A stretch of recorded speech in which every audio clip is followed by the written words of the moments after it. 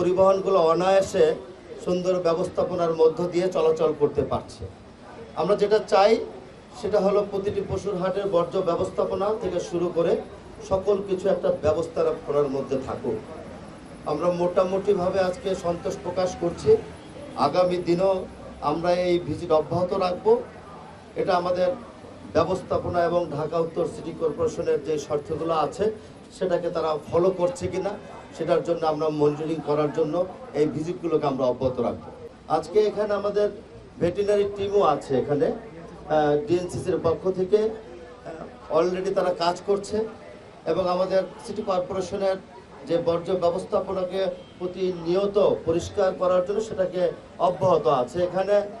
এবং এর পাশাপাশি আমাদের ব্যাংকের যেই কর্মকর্তারা এখানে সার্ভিস দিচ্ছেন তারাও সেখানে তাদের সহযোগিতা ক্রয় এবং বিক্রয়কারী যাদের আছে তাদেরকে অব্যাহতভাবে দিয়ে যাচ্ছে। এবং ডিএমপি পুলিশ এখানে আছেন, পুলিশের কর্মকর্তারা তাদের দেখলাম ওয়াচ টাওয়ার নির্মাণ করেছেন এবং ইজারাদার যিনি আছেন তারাও তাদের শহর থেকে ওয়াচ টাওয়ার নির্মাণ করেছে পিছনে, আমরা সেটা দেখেছি। তো ট্রাফিক ব্যবস্থাপনা যারা দায়িত্বে আছেন তারা নির্লসভাবে কাজ করছেন। আশা করি আগামী 28 তারিখে ঈদ উদযাপন হবে। এই ঈদ উদযাপনকে সামনে রেখে আমরা এই ব্যবস্থাপনাটাকে আমরা সঠিকভাবে ধরে রাখতে পারব। তাই সাংবাদিক বন্ধুরা, আপনারা কষ্ট করে এখানে আসছেন।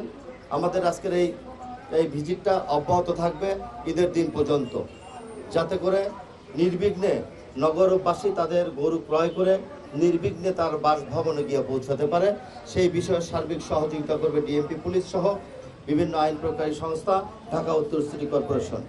তাই আমি আশা করব আগামী দিনে আমাদের ঈদ হোক শুভ, ঈদ হোক ভালো, নগরবাসীকে ঈদের শুভেচ্ছা। আচ্ছা, আমরা এখন ভিজিটে যাব, সেখানে আপনারা যেভাবে বলছেন আমরা নিজে গিয়ে দেখব। অবশ্যই আপনারা যেটা বলেছেন সত্য বলেই ধরে নেব, এরকম হলে আমরা ব্যবস্থা নেব।